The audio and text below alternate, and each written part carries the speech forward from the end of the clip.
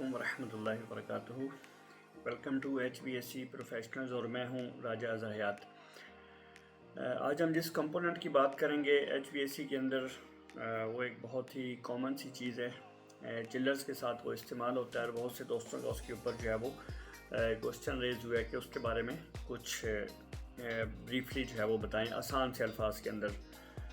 तो आज हम जिस चीज़ के ऊपर जिस कंपोनेंट की बात करेंगे HVAC के अंदर वो है इकोनोमाइज़र्स। कुछ इसको इकोनोमाइज़र कहते हैं, कुछ इसको इकोनोमाइज़र्स कहते हैं, ठीक है। तो इकोनोमाइज़र की तरफ जाने से पहले आपको एक चीज़ का कॉन्सेप्ट जो है वो ये समझना पड़ेगा कि हीट एक्सचेंजर क्या होता है, ठीक है।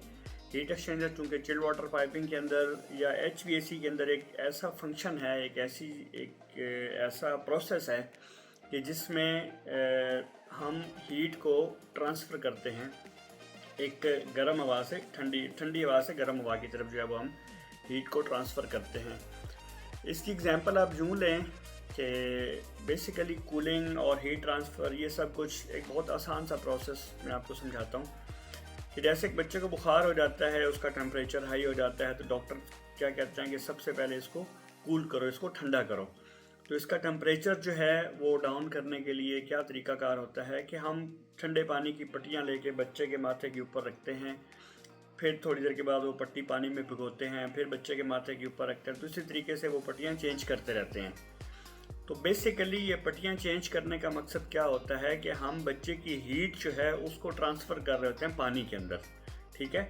जैसे हम पट्टी बच्चे के माथे के ऊपर रखते हैं, पट्टी गर्म हो जाती है, फिर हम उस पट्टी को पानी में रखते हैं, फिर वो ठंडी हो जाती है, फिर वापस हम इसी तरीके से ये प्रोसेस करते रहते हैं। और इस प्रोसेस के दौरान क्या होता है कि बच्चे का टेम्परेचर जो है वो डाउन हो जाता है। तो ये एक बहुत आसान सी एग्जांपल है हीट ट्रांसफ़र की। तो कहीं पर भी किसी भी जगह पे जब हीट एक्सचेंजर का नाम आता है, चाहे वो बॉयलर्स के अंदर हो, चाहे वो आपके AHU के अंदर हो, चाहे वो आपके FAHU के अंदर हो, चाहे वो आपके चिल्ड वाटर पाइपिंग सिस्टम के अंदर हो, कहीं पर भी हीट एक्सचेंजर का जब नाम आता है तो इसका मतलब ये है कि किसी भी चीज़ का टेम्परेचर जो है हम उसको एक जगह से निकाल के दूसरी जगह पे ट्रांसफ़र कर रहे हैं, ठीक है। अगर आप वो FAHU के अंदर या AHU के अंदर आप हीट एक्सचेंजर यूज़ कर रहे हैं तो इसका मतलब आपका हवा का टेम्परेचर जो है उसको चेंज कर रहे हैं, एक हवा से दूसरी हवा में ट्रांसफ़र कर रहे हैं, ठीक है। अगर आप EDS रूम के अंदर चिल्ड वाटर का हीट एक्सचेंजर देखेंगे तो वहाँ पर आप क्या होता है कि चिल्ड वाटर का जो है वो टेम्परेचर एक्सचेंज कर रहे होते हैं, ठीक है। वहाँ पे एनर्जी एक्सचेंज हो रही होती है। तो इकोनोमाइज़र का भी बेसिक फंक्शन यही है कि ये भी हीट को ट्रांसफ़र करता है, लेकिन कौन सी हीट को और किस वक्त ये ट्रांसफ़र करता है ये बहुत इंपॉर्टेंट है। देखें, आपने चिल्लर्स इंस्टॉल किए, चिल्लर्स की एक कैपेसिटी होती है कि इसमें आपको 70 मतलब TR की कूलिंग देनी है, 100 TR कूलिंग देनी है, या इसकी कितनी कैपेसिटी है चिल्लर्स की, ठीक है। तो अब चिल्लर्स अपनी उस कैपेसिटी के ऊपर काम कर रहे होते हैं in between that capacity. Like अगर आपका चिल्लर है मतलब कि 100 TR का, 100 टन का आपका चिल्लर है और आपकी बिल्डिंग के ऊपर कितना लोड है उसके अकॉर्डिंग आपका चिल्लर यूज़ हो रहा होता है, ठीक है। लेकिन कुछ महीने स्पेशली इन गल्फ़ के अंदर कुछ मंथ ऐसे आते हैं जब गर्मी बिल्कुल उरूज के ऊपर होती है, जैसे जून, जुलाई, अगस्त, ये महीने जो चल रहे होते हैं, ठीक है, मई, जून, जुलाई, इन महीनों के अंदर गर्मी जो है वो पीक पे होती है। टेम्परेचर 48, 49, 50 डिग्री या सम टाइम 50 भी क्रॉस कर जाता है, ठीक है। तो उस टाइम पीरियड के अंदर क्या होता है कि चिल्लर को अपनी 100% एफिशिएंसी देनी पड़ती है या चिल्लर को अपने 100% लोड के ऊपर काम करना पड़ता है, ठीक है। तो अब जब 100% लोड के ऊपर चिल्लर्स काम कर रहे होते हैं तो उसमें वो कूलिंग कैपेसिटी जो चिल्लर से रिक्वायर्ड होती है वो 100% चिल्लर नहीं दे पा रहा होता, ठीक है। उतनी कैपेसिटी के ऊपर चिल्लर जो है वो मतलब उसकी कैपेसिटी होती है उतनी, बट किसी भी वजह से वो जो है वो उतनी एफिशिएंसी हमें नहीं दे पा रहा होता, ठीक है। तो अब उस एफिशिएंसी को कैसे हम लोग रिकवर कर सकते हैं, वो एफिशिएंसी हम लोग कैसे ले सकते हैं, या वो एफिशिएंसी किस वजह से डिक्रीज़ हो जाती है, ठीक है। जब इन चीज़ों के ऊपर एक अलग से स्टडी है, एक बहुत बड़ा टॉपिक है कि वो एफिशिएंसी क्यों डिक्रीज़ हो जाती है, ठीक है। जब हमारा चिल्लर डिज़ाइन है 100 TR के ऊपर तो वो हमें 100 TR कूलिंग क्यों नहीं दे रहा, ठीक है, ये एक अलग से टॉपिक है। लेकिन जब आपका चिल्लर आपको 100 TR या आपकी रिक्वायर्ड जो है वो कूलिंग नहीं दे रहा तो उस टाइम में जो रीज़न्स चेक की जाती हैं उसमें से एक रीज़न आपका जो है वो रेफ्रिजरेंट होता है, ठीक है।